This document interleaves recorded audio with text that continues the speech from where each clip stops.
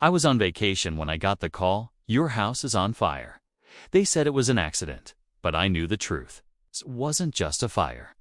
It was a threat from a fake HOA that had been trying to scare my family into paying them $600 a month. What they didn't know is I'm a federal judge, and they just made the worst mistake of their lives. If you enjoy this, don't forget to like and subscribe. I was on vacation at the beach when my phone rang.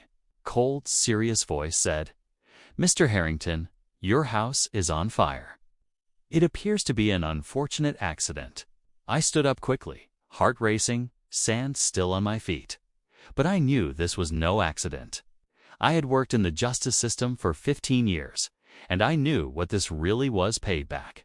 The people running my neighborhood's fake HOA had been trying to force me to pay a $600 monthly fee, even though my home was not legally part of their group. They didn't care about the law, they only cared about money and control. When I refused to pay, the threats started. But they didn't know who they were dealing with. I wasn't just some quiet guy working from home. I was a federal judge. We moved to Oak Ridge Estates to be close to the hospital after my wife, Laura, was diagnosed with cancer. I kept my real job a secret, telling people I was a software engineer. We had just moved in when Barbara Whitfield, the HOA president, showed up with perfect hair and a fake smile. She handed me a thick folder and said, "Your monthly fee is $600.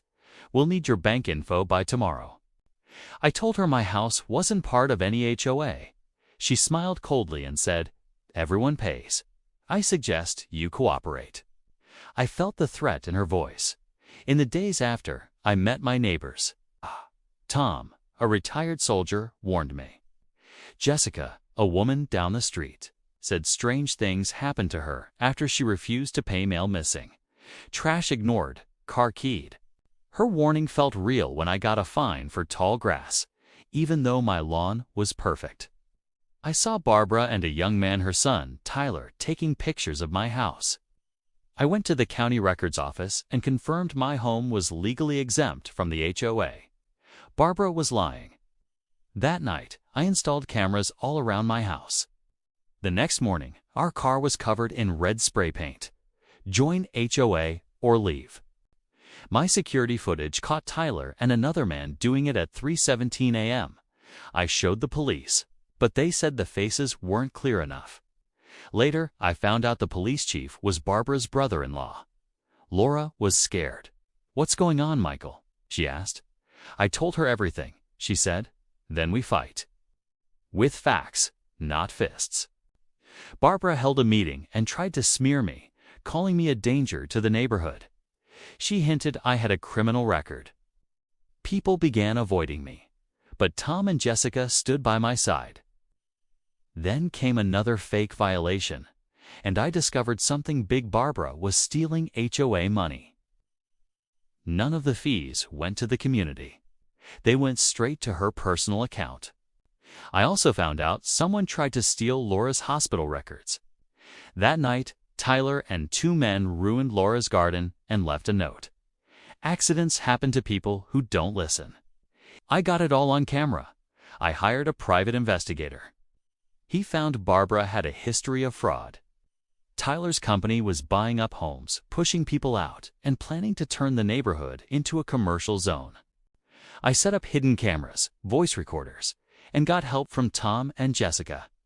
They were brave. The HOA kept making threats. One day, a fake inspector came to our house. He was one of the men who ruined our garden. Our trash wasn't picked up. Our mail was soaked. Laura's car window got smashed. Then Sophia collapsed at school.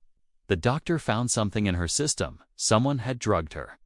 Security footage showed Brenda, an HOA board member, near her water bottle. That night, I had enough. I called an old friend in federal law enforcement and showed him everything. He said this needed to go to the FBI. I said, "I'll get the final proof." I gave Barbara a gift plant with a secret recorder inside. That night, I heard her say, "If his house burns, the insurance will handle it. He'll leave." I moved Laura and Sophia to a hotel. I made it look like I went out of town and waited. At 2:15 a.m., Tyler and 2 men came with gas cans and lit my garage on fire. My cameras caught everything. My fire system stopped it from spreading. I called 911. When I returned, Barbara showed up and said, "Such a shame. Electrical fires are common." She thought they had one. I played along. A few days later, I met Barbara and Tyler at a law office. They offered to buy my damaged house for 60% of its value, but only if I promised not to sue them. I asked, even after the fire. After what happened to my daughter? They said, "Accidents happen." I smiled and said, "Actually, I'm accusing you of everything." Then I pressed a button. Federal agents walked in and arrested Barbara and Tyler. One agent told them, "You tried to target federal judge Michael Harrington." Barbara looked like she had seen a ghost. She had no idea who I really was. The FBI arrested more people that week 6 others, including the police chief. At the community meeting, I introduced myself. I'm Judge Harrington.